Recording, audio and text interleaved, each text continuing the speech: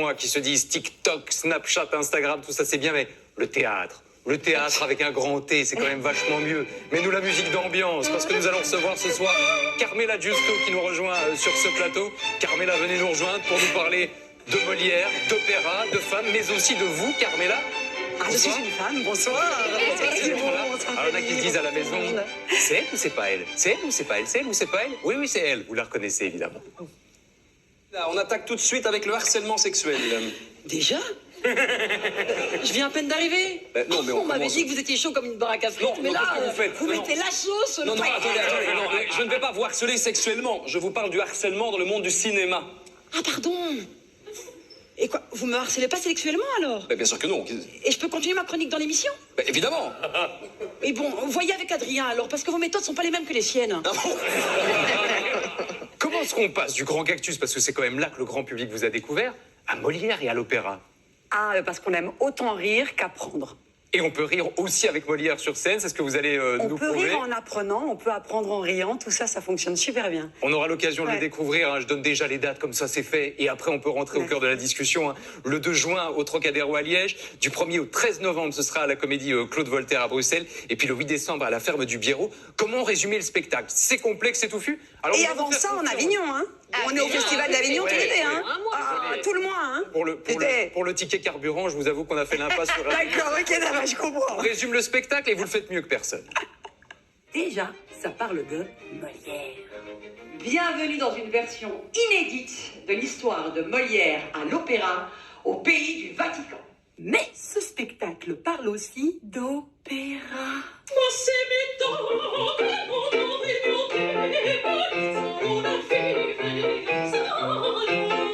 Twist final.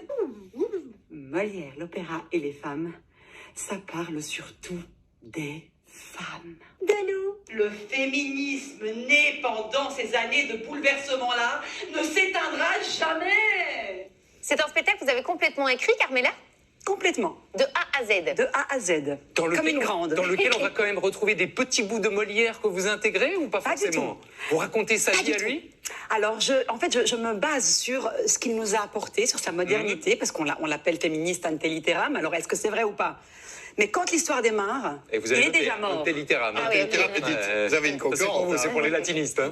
Donc quand votre histoire démarre, Molière est déjà mort. L'histoire, oui, est déjà mort et on traverse, en fait, les histoires d'amour entre Molière et opéra, une histoire d'amour fantasmagorique, passionnante, qui m'a passionnée et grâce à laquelle on peut traverser 4 siècles de notre histoire et trouver à rire de nous, parce qu'il y a plein de choses dont on a l'impression parfois que ça nous tombe dessus.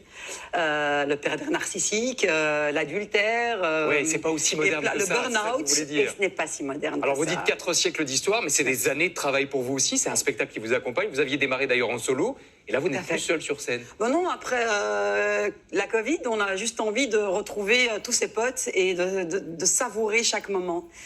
Et donc j'ai appelé tous mes potes qui pouvaient Savourer m'aider chaque moment. pour savourer chaque moment avec eux. Et une chanteuse d'opéra alors?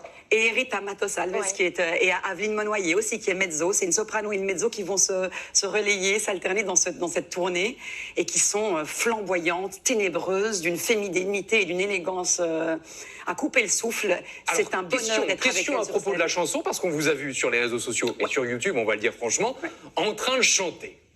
De la société, c'est de moi qui pourtant n'ont pas d'égalité. Notre sexe serait là pour la dépendance du côté de la barre. L'école des femmes, revisitée à la sauce Carmela? Ou revisiter à ce Carmela ou simplement adapter parce que ce sont les mots de Molière, ce ne sont pas les miens. Non mais attendez, ça c'est le délire du week-end entre copines ou c'est vraiment dans le spectacle aussi? C'est mes 40 ans. C'est vos 40 ans. Et ce sera pas sur scène ça? Ah bah c'est déjà pas mal là, non? vous pouvez dire avec vos Vous en voyez anniversaires. déjà assez, vous avez vu tout le clip? C'est vrai, c'est vrai. On en montre assez quasiment comme tout, ça. On s'est arrêté un petit peu avant. D'accord. Alors on va bah. pouvoir passer au choix de Carmela. Les choix de Carmela. Avec une question par chroniqueur, Marion, vous avez une question, un choix, un dilemme, Carmela. Plutôt Cody ou Jérôme? Lequel vous fait le plus rire? Jérôme. Jérôme. Oui. Cody reste sur le côté? Non, c'est parce que Jérôme, je l'ai rencontré je l'avais pas rencontré du tout, j'avais juste été le voir sur scène il y a très longtemps et j'ai ri comme j'ai ri à peu de spectacles. Donc quand j'ai pu commencer une aventure humoristique avec lui, ça a été je l'ai accueilli à bras ouverts parce qu'il m'a fait vraiment beaucoup rire sur scène. Carlo, une question aussi pour vous. Théâtre ou télé, Carmela? Théâtre. Théâtre. Je n'ai pas la télé. Vous n'avez pas la télé? Non, quand on est venu me chercher Et pour y travailler, la télé. Pour y travailler. Retravailler en télé. Préférez travailler au théâtre ou à la télé? Théâtre. Pourquoi la magie du direct plus alors, Carmela? L'interaction avec le public? L'aventure humaine Ouais. est plus intense pour moi sur scène. On ne sait pas rebobiner. Si on se trompe, on joue avec. On est dans la spontanéité, c'est du spectacle vivant. On recommence pas, on arrête, on recoupe. Tout ça, ça m'excite Ouais. pas des masses. Nous aussi, on est plutôt théâtre à la base, mais on n'a pas eu le choix. Allez, là, c'est une question de malheureusement, ce choix, soir. c'est les choix de Carmela. Jessica. Bon, alors, quand il s'agit de choper des abos sur les réseaux, le prochain post, et c'est une question que je me pose aussi, donc il n'y a pas de souci, on vise la photo plutôt sexy ou alors on la vise un peu plus drôle? Ah ben ça dépend de ce qu'on essaie de communiquer. D'accord, sur notre spectacle par exemple. Qu'est-ce qu'on poste? Alors je vais pas aller sur le sexy, mais sur la féminité, l'élégance. L'engagement, donc. L'engagement, oui, je vais plutôt être là-dessus. Et puis, je vais vouloir être drôle.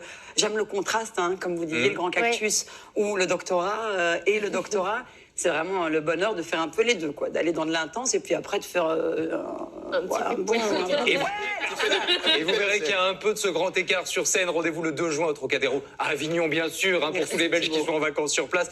Et puis ce sera aussi à la Comédie Claude Voltaire du 1 au 13 novembre et le 8 décembre à la Ferme du Biérot.